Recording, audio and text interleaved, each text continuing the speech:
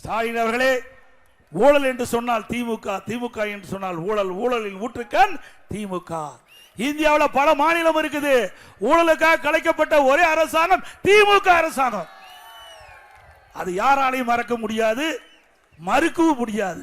அப்படி இருக்கின்ற கட்சி எங்களை பற்றி விமர்சனம் செய்வதற்கு எந்த தகுதியும் இல்லை.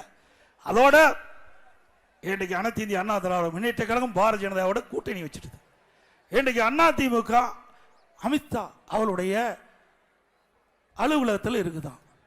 நாங்கள் அப்படியே இருக்கிறோம். வாங்க, சென்னையில் அற்புதமான அலுவலகம் இருக்குது, வந்து பார்த்துட்டு போங்க. உங்களுக்கு கண்ணுக்கு தெரியும், கண்ணாடி வாங்கி தரோம், மூக்கு கண்ணாடி வாங்கி தரோம், முக கண்ணாடி போட்டு பாருங்க. இதே திராவிட முன்னேற்ற கழகம் அந்த கட்சிக்குள்ள குழப்பம் வந்தது, ரெண்டா பிரிந்தது, உடைந்தது.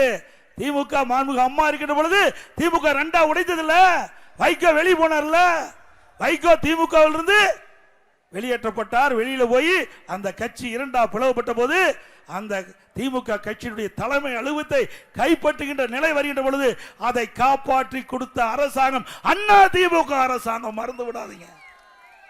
எங்களை பார்த்தியா பேசுறீங்க?